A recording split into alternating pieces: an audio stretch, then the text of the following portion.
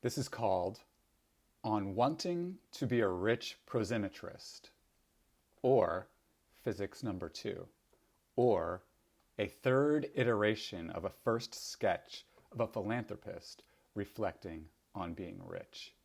This was composed in Bernards, New Jersey between Monday, September 21st and Friday, October 9th, 2020. This is for Ashley.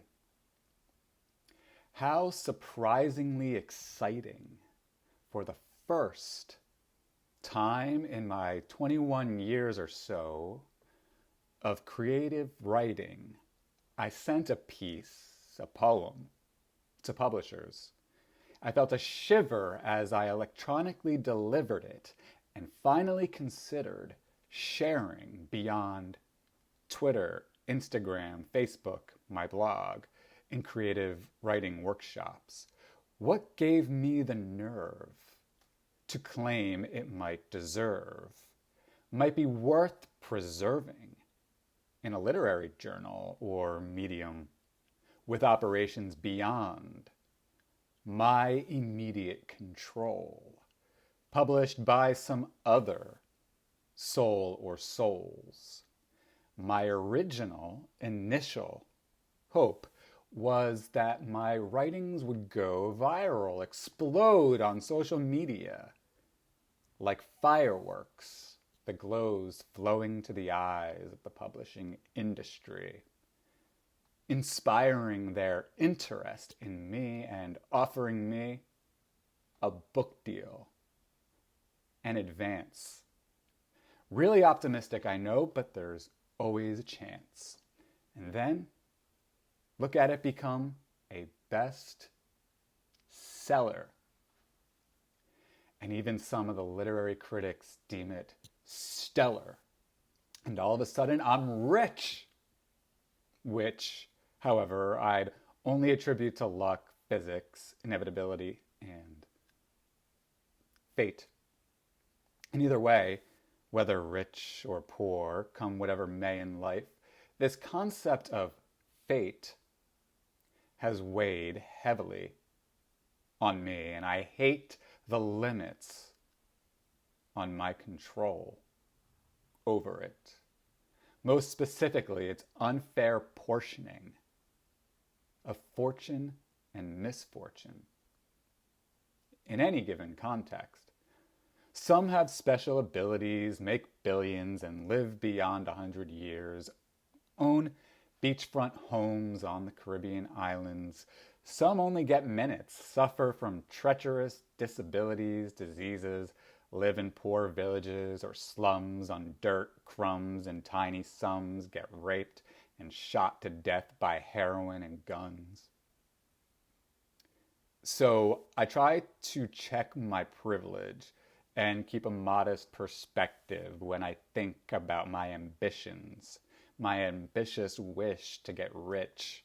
But I also don't want to give up, as my success, should I succeed, sharing the story, spreading its seeds of inspiration, could be at least one new good deed. Endnotes. I do not find it exceptional, but it is nonetheless the fact that, like many creative writers, my efforts dawned when I was a kid, roughly 9 years old, typically in the form of short ghost stories. My third grade teacher used to read us ghost stories from a series of books called True Ghost Stories when there was free time. This, mixed with the observation of classmates reading the Goosebumps series books, had sparked my interest in both fiction, horror, and parapsychology.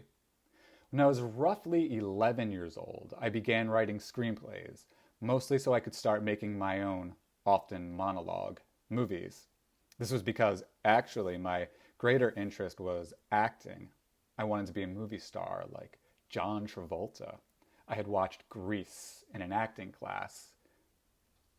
His charismatic presence impressed me. One of his other popular movies is Saturday Night Fever, and although obviously geared towards an adult audience and being very over my head. What was a cunt? I often wondered. For example, I watched it a lot, enjoying most of all Travolta's disco dancing. In the midst of that context, Christmas of 1999, I think it was, my brother decided to buy me the Saturday Night Fever soundtrack. I fell in love with the Bee Gees' love songs and wanted to write my own. And so emerged my sprouting love for poetry. I wrote mostly song lyrics, but I also experimented with free verse. Around 15 or 16, I also began writing novellas and prose poems. Every time I produced a book-length worth of material, I would staple them together and title them, but never share them with more than a few acquaintances. That, in my opinion, is the motif of the story about my creative writing, to put it in short. That is to say, I always resisted sharing my work with any degree of genuine confidence.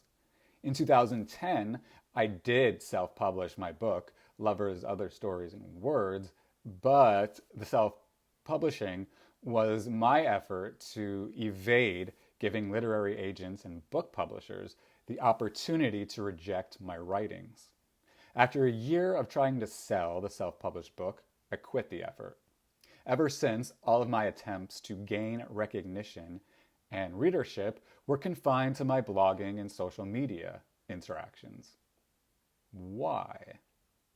I took it as a given that I'd be as lucky as a lottery ticket jackpot winner if a literary agent or publisher even read more than a sentence of a query letter, let alone a short piece or manuscript. Why then not take it straight to the readers?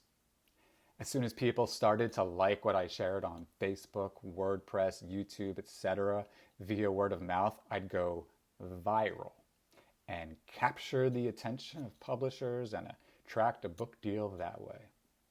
Of course, not only did this cast an unmerited and presumptuously negative light towards the publishing industry, but also, obviously, I still lacked sufficient self-confidence until now.